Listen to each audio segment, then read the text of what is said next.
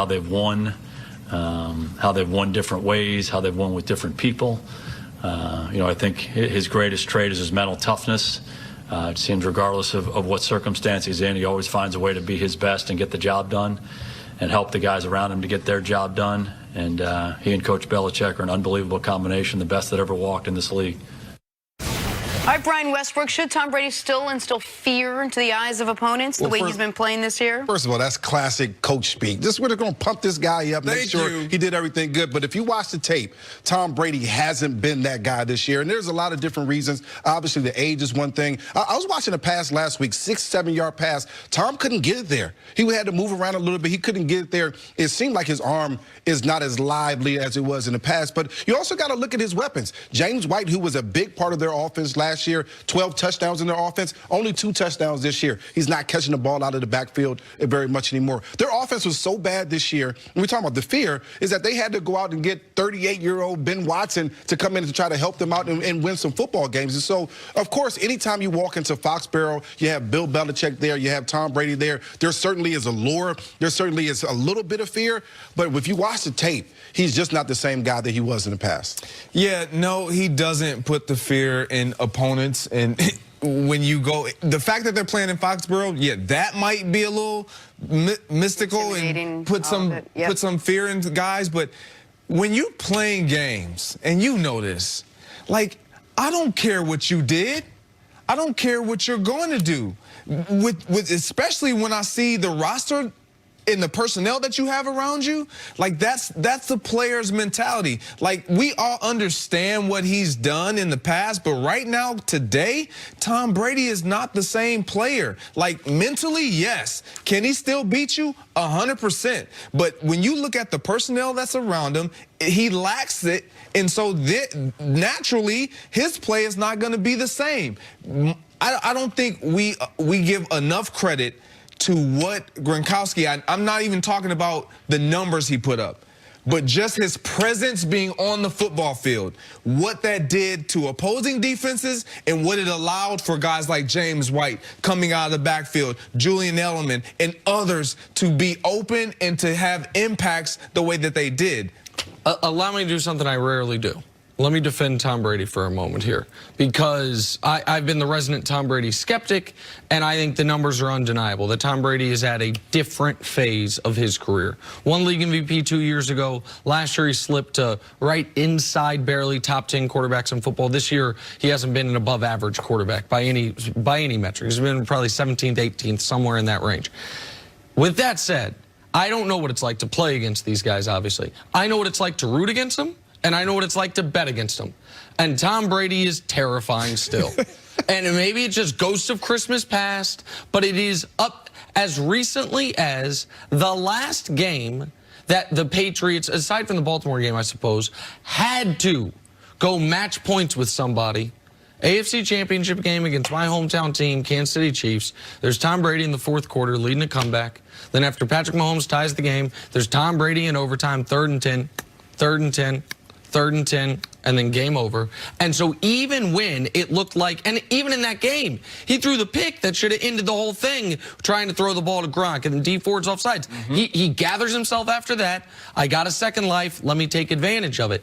That's where the fear comes from, is that he is not the, and this is obvious, I guess, but there are some quarterbacks that if they're having a terrible game, they cannot rally. Tom Brady absolutely still can, because he doesn't get rattled. He's not going to let the previous possession or the previous month affect his confidence in his ability to get things done. So to me, if it is a one-score game late and the Patriots have the ball, no matter how poorly their offense has been, I'm still waiting for that other shoe to drop, because for 20 years it has. And it's more about history than it is about what we've seen this year, because everything you guys are saying about this year is spot on accurate. They don't have dynamic weapons. They don't have a great offensive line. And we're yet to see the game this year, like the AFC Championship game last year, where the defense doesn't show up and the offense says, we got you covered. But I still, even though I think Brady in the playoffs is going to be the worst quarterback on the field, almost no matter the Patriots matchup, unless they get Buffalo, I still am afraid of him if it's a close game late because of what he's done his entire career. This is what has saved Tom Brady. And I certainly respect the greatest of all time because he's been able to do it for a long time. He doesn't have Gronk, which is a big mismatch no matter what it is. The best thing for Tom Brady this season has been that their defense has been number one in takeaways.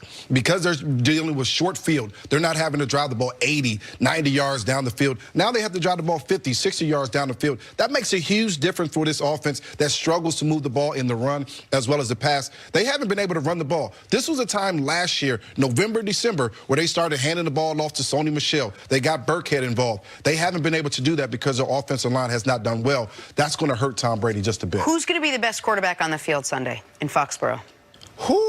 I mean, I would have to go with Dak Prescott because of what you're asking him to do.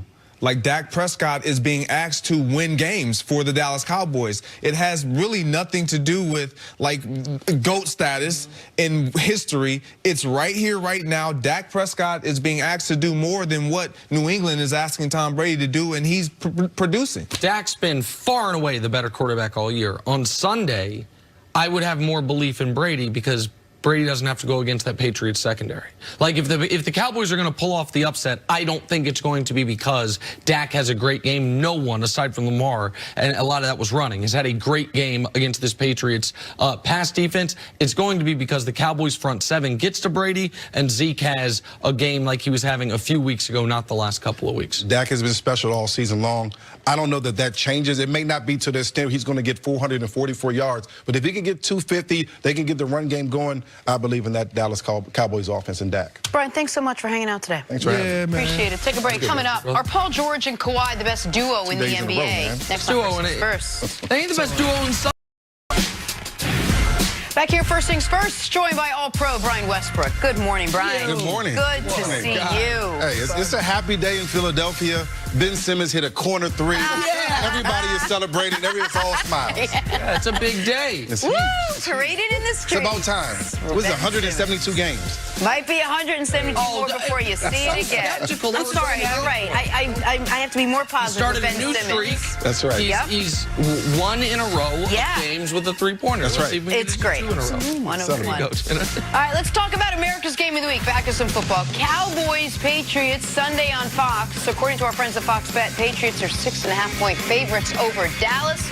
Nick Wright, you surprised the Pats are such heavy favorites? No, this is right to me for a number of reasons. One is the game's in Foxborough. What that tells me is if the game were in Dallas, it'd be about a pick-em.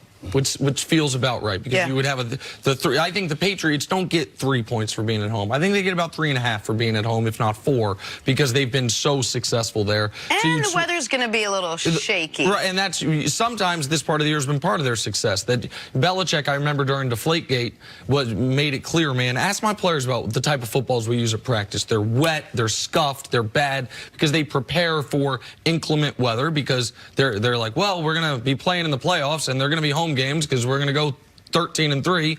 And so, yes, that's a factor in it. The other reason is because the Patriots right now have shown, last week included, an ability to win games when their offense does not play well.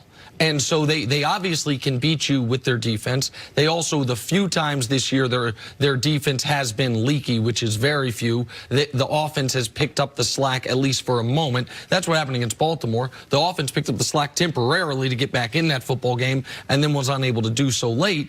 And lastly, and to me this is the biggest reason that I'm confident in the Patriots this weekend, it's not because of their pass defense, not because of home field. It's because of the coaching discrepancy between Bill Belichick and between Jason Garrett. Jason Garrett knows he is coaching for his job this season, not this week, but this season. Bill Belichick also knows that he has the greatest job security of anyone maybe in all of sports. And if it is close, I like the Patriots. And I don't think the Cowboys can blow them out. So for all those reasons, I like New England this week, and I think the line's about right. Yep. Well, I think I should like New England as well. And I do. You know, I'm not so sure about their offense, but you got to look at the stats. The stats say that they have won 20 straight home games by a margin of 16.6 points at home. And so that's impressive. They also haven't allowed a red zone touchdown all season long at home. And so those are impressive stats.